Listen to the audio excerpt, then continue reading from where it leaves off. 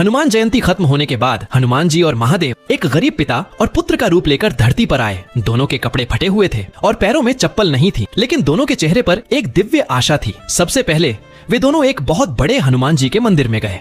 मंदिर में बहुत भीड़ थी। लोग माला और प्रसाद लेकर हनुमान जी को चढ़ा रहे थे। शंकर जी और हनुमान जी एक सजे हुए युवक के पास गए। शंकर जी बोले, बेटा, मुझे और मेरे पुत्र को बहुत भूख लगी है, थोड़ा सा प्रसाद दे दो, भगवान तुम्हारा भला करेगा। युवक ने घूरते हुए देखा और बोला, अरे बाबा, यह प्रसाद भगवान के लिए है, तुम जैसे गरीबों के लिए नहीं। इतना कहकर उसने उन्हें धक्का देकर लाइन से बाहर कर दिया। शंकर जी और हनुमान जी मुस्कुराए और आगे बढ़ गए। थोड़ी दूर चलने के बाद वे दोनों एक मिठाई की दुकान पर पहुंचे। वहां तरह तरह की मिठाइयां सजी हुई थीं, लड्डू, बर्फी, जलेबी। लोग उपवास के लिए मिठाइयां खरीद रहे थे। हनुमान जी ने हाथ जोड़कर कहा, मुझे और मेरे पिता को थोड़ा सा मिठाई दे दो, हम दोनों कई दिनों से भूखे हैं, भगवान भला करेंगे।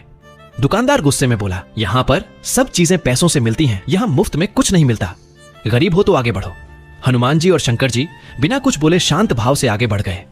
अंत में वे दोनों शहर के किनारे एक झोपड़ी के पास पहुंचे, जहां एक गरीब दादी सूखे पापड़ बेच रही थी और दादी के पास सिर्फ एक वक्त का खाना बचा हुआ था। शंकर जी ने शांत भाव से कहा, माँ, मैं और मेरे बेटे ने सुबह से आज कुछ नहीं खाया, क्या कुछ मिल सकता है?